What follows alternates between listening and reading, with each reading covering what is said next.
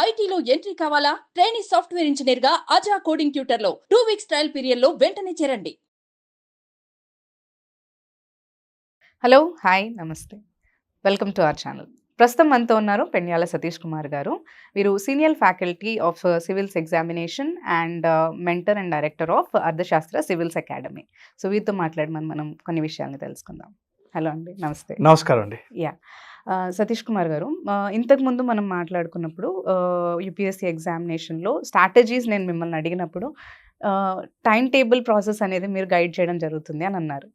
So what is the role of main time table process in అన్న strategy in examinations కావచ్చు? మీరు లైఫ్లో ఒక ఈవెంట్ చేసిన, ఒక ఎగ్జామ్కి తయారైనా, లేదా ఏదైనా ఒక టూర్కి వెళ్దామన్నా, గోవాకో లేదా థాయిలాండ్కో ఎక్కడికో వెళ్దామన్నా, మీకు ఖచ్చితంగా ప్లానింగ్ ఈజ్ ఇంపార్టెంట్. ప్లానింగ్ లేకపోతే టోటల్గా డిస్టర్బ్ అయిపోతుంది. వితౌట్ ఏ ప్రాపర్ ప్లాన్ ఏది కాదుగా, ఏది ముందుకెళ్ళదు.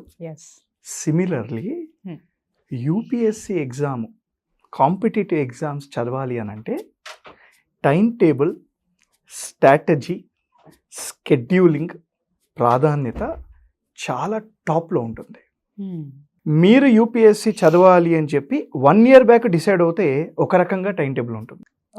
1 month ముందు డిసైడ్ అవుతే ఒక రకంగా టైం టేబుల్ ఉంటుంది. Long term preparation time table ఒక రకంగా ఉంటుంది, షార్ట్ టర్మ్ ఒకలాగా ఉంటుంది. సో రెండింటికి అనుకూలంగా మీరు దాన్ని తయారు చేసుకోవాలి. ఒక విద్యార్థి ఎవరైనా కావచ్చు, లాంగ్ టర్మ్, షార్ట్ టర్మ్. ఇక చాలా రోజులు ఉండడానికి వస్తున్నారు మీరు. ఎగ్జామ్ రాసాక కూడా ఇదే మైండ్ సెట్తో ఉంటారు. మీరు సర్వీస్ వచ్చిన ఉట్టి సర్వీస్ రాలే, కానీ అదే పర్సనాలిటీ ఎగ్జామ్ రాయక ముందు కూడా మీరు మెయింటైన్ చేయాలి. దానిలో టైం టేబుల్ యొక్క ప్రాధాన్యత చాలా ఎక్కువ, స్కెడ్యూలింగ్ యొక్క ప్రాధాన్యత చాలా ఎక్కువ. లాస్ట్ వీడియోలో మీకు ఒక విషయం చెప్పినట్టు గుర్తు, నాకు 15 నుంచి 20 సబ్జెక్ట్స్ ఉంటాయి. చెప్పారు. ఒక వ్యక్తి 15 నుంచి 20 సబ్జెక్ట్స్, ప్రతి సబ్జెక్ట్లో 30 చాప్టర్లు, సంవత్సరంన్నరలో సిలబస్ కంప్లీట్ చేయాలి అని అంటే ర్యాండమ్గా గజిబిజిగా చేస్తే అవ్వదు. దానికి ప్రాపర్ ప్లానింగ్ కావాలి. ప్రాపర్ ప్లానింగ్ అవ్వాలి అంటే first I request everyone to understand your personality. ఒక వ్యక్తి పర్సనాలిటీకి తగ్గట్టుగా ప్లానింగ్ చేసుకుంటాడు. ఇప్పుడు అందరం ఒకేలాగా ఉంటాంగా. నేను చాలా ఫాస్ట్గా పని చేయొచ్చు, మీరు చాలా తక్కువ, అంటే అదే టైంలో చాలా స్లోగా చేయొచ్చు. సో మీ పర్సనాలిటీ అర్థమవుతుంది, దానికి తగ్గట్టుగా ప్లానింగ్ అనేది ఉంటుంది. Point number 1. పాయింట్ నెంబర్ 2 ఏంటంటే ఫేవరెట్ సబ్జెక్ట్స్, ఇష్టం లేని సబ్జెక్ట్స్.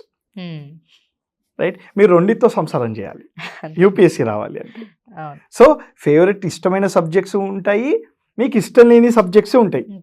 ఫర్ ఎగ్జాంపుల్, ఒక స్టూడెంట్ ఉన్నారు, నా దగ్గరకు వచ్చారు. ఒక స్టూడెంట్ వచ్చి, సార్ నాకు హిస్టరీ అస్సలకి రాదు సార్, స్కూల్లో ఉన్నప్పుడు కూడా ఫెయిల్ అవుతుండే, అది ఏదేదో పేర్లు ఉంటాయి, ఇయర్లు ఉంటాయి, హిస్టరీ తప్ప నేను మిగతావన్నీ చదువుతా సార్ అని అంటుండే. అలా కుదరదుగా. మీరు ప్రిలిమ్స్ చూసుకున్నా, మెయిన్స్ చూసుకున్నా, మినిమం 20% ఆఫ్ ద సిలబస్ హిస్టరీకి రిలేటెడ్గానే ఉంటాయి. ప్రిలిమ్స్లో every year ancient history, medieval history, modern history, art and culture, world history, దీనికి సంబంధించిన క్వశ్చన్స్ 20 to 25 అడుగుతున్నాడు. మరి హిస్టరీ తప్ప అన్నీ చదువుతాను అని అంటే కాంపిటేటివ్ ఎగ్జామ్స్లో పనికి రాదు, గ్రాడ్యుయేషన్లో పనికి వస్తుంది.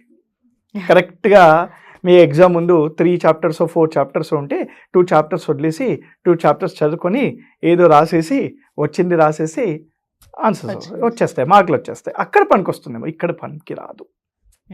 మీరు అన్ని చాప్టర్స్, అన్ని సబ్జెక్ట్స్ చదువుకోవాల్సిందే. సో రెండోది ఏంటి నేను చెప్పింది, ఇష్టమైన సబ్జెక్ట్స్, ఇష్టం లేని సబ్జెక్ట్స్. మనం దేంతో స్టార్ట్ చేయాలి సార్? ఇష్టం లేని సబ్జెక్ట్స్తో స్టార్ట్ చేయాలి. టైం ఎక్కువ పడుతుంది కాబట్టి మీ భయం పోవాలి కదా. ఆ సబ్జెక్ట్ నాకు వచ్చు, లాస్ట్ మూమెంట్లో చదువుకుంటా నేను, ఆ ధైర్యం ఉంటుంది.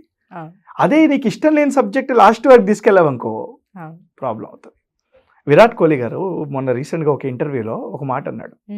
ఏమన్నా అంటే, ధోని బ్యాటింగ్ చేసేటప్పుడు ముందే స్కోర్ కొట్టేసి గెలిపియొచ్చు, కానీ కావాలని లాస్ట్ బాల్ వరకు తీసుకెళ్తాడంట. ఆ టెన్షన్ పెడతాడంట. విరాట్ కోహ్లీ అంటూ ఉన్నాడు ఆ ఇంటర్వ్యూలో, నేను టెన్షన్ పడుతూ ఉంటాను, లాస్ట్ బాల్ వరకు తీసుకెళ్తాడు, కానీ లాస్ట్ బాల్ వరకు తీసుకెళ్ళి గెలిపిస్తాడు. అది ఆయనకు తెలుసు, ఆయనకు తెలుసు, ధోనికి తెలుసు అది. అందుకే విరాట్ కోహ్లీ కూడా జానేదో లాస్ట్ బాల్ వరకు తీసుకెళ్ళినా పర్లేదు, గెలిపిస్తాడు. ఆయన కొడతాడు నమ్మకం ఉంది కాబట్టి తీసుకెళ్తారు. సో ముందు సింగిల్స్ తీసుకుంటూ డబుల్స్ తీసుకుంటూ అలా ఉంటారు. సో మీరు కూడా ఏం చేయాలి అంటే మీకు ఇష్టమైన సబ్జెక్ట్స్ ఏవైతే ఉంటాయో ఒక రివిజన్ ఇచ్చేసి లాస్ట్ మూమెంట్లో మళ్ళీ దాన్ని రివిజన్ చేయాలి. ఇష్టం లేని సబ్జెక్ట్స్ ఏవైతే ఉన్నాయో ముందు కంప్లీట్ చేసుకోవాలి. ఇది సెకండ్ పాయింట్. మా థర్డ్ వన్ ఏంటి? To do list. టైం టేబుల్లో స్ట్రాటజీలో to do list is very important. ఈ టు డూ లిస్ట్ వచ్చేసి 3 టైప్స్గా ఉంటాయి. ఒకటి every day, every week, every month. మీరు మంత్ ఎండింగ్ కల్లా 30th 31st అప్పుడు ఆ మంత్లో ఏ సబ్జెక్ట్స్ కంప్లీట్ చేయాలి, ఏ టాపిక్స్ కంప్లీట్ చేయాలి అని చెప్పి రాసుకోవాలి. ఇది 1 month ప్లాన్ అయిపోతుంది. దానిలో 4 weeksలో ఈ 1 monthలో ఈ 4 weeksని ఎలా డివైడ్ చేయాలి అని రాసుకోవాలి. ఈ 1 weekలో మళ్ళీ డైలీ ఏం చేయాలి అని చెప్పి రాసుకోవాలి. సో ఈ to do list is very important. ఇది మూడోది. ఈ టు డూ లిస్ట్లో చాలా స్పెసిఫిక్గా రాయాలి. ఏదైనా ఒక చాప్టర్లో సబ్ టాపిక్ ఉంటే నేను ఇది చదవాలనుకుంటున్నాను, ఆ సబ్ టాపిక్ కూడా మెన్షన్ చేయాలి. అంత స్పెసిఫిక్గా ఉంటేనే నువ్వు సిలబస్ మొత్తం కంప్లీట్ చేయగలుగుతావు, లేకపోతే కష్టం. So month plan, week plan and also day plan. ఇది థర్డ్ వన్ అండి. నా ఫోర్త్ వన్ స్ట్రాటజీలో టైం మేనేజ్మెంట్. ఈ టైం మేనేజ్మెంట్ ఏంటి? రోజుకి మనకు తెలుసు 24 గంటలు ఉంటాయి. దానిలో ఒక 12 గంటలు తీసేద్దాం, రైట్? నీ స్లీప్ అన్ని 12 hours తీసేద్దాం. నీకు ఇంకా ఉన్న ఎన్ని గంటలు? ఇంకో 12 గంటలు ఉన్నాయి. ఈ 12 గంటలు నువ్వు ఎంత ప్రొడక్టివ్గా యూజ్ చేస్తావు, ఎంత ప్రొడక్టివ్గా దీన్ని డిజైన్ చేస్తావు. మార్నింగ్ నేను 6 గంటలకు లేవగలుగుతా, వీడియో చూసే పిల్లవాడు 5కే లేస్తాడేమో, ఇంకో పిల్లవాడు 8కి లేస్తాడేమో, నేను 11 గంటలకు పడుకుంటా, వీడియో చూసే పిల్లవాడు 9 గంటలకు పడుకుంటాడేమో, 1కి పడుకుంటాడేమో. ఒక్కొక్కరి విధానం, ఒక్కొక్కరి పర్సనాలిటీ వేరేలా ఉంటుంది. సో వాళ్ళకి తగ్గట్టుగా టైం మేనేజ్మెంట్ చేసుకోవాలి. ఈ 4 అంశాలు మీరు మైండ్లో పెట్టుకొని ప్రిపరేషన్ కొనసాగిస్తే ఖచ్చితంగా ఫస్ట్ అటెంప్ట్లో వస్తుంది. కానీ ఇది 1 month 2 months చేస్తావు, తర్వాత 1 year long చేయాలంటేనే కష్టం. అందుకే UPSC is a patience game. ఎంత డిటర్మినెంటో పేషెంట్గా ఉంటారో అంతే ఎక్కువ సక్సెస్ రేట్ ఉంటుంది. ఇది మాత్రం మర్చిపోవద్దు. డెడికేటెడ్ మైండ్తో కన్సిస్టెంట్గా అది మెయింటైన్ చేస్తూ ఉంటే సక్సెస్ అనేది ఖచ్చితంగా వస్తుంది. దేవుడు మీ ఎంబడే ఉంటాడు. ఓకే అండి, thank you so much. Thank you అండి, నమస్కారం.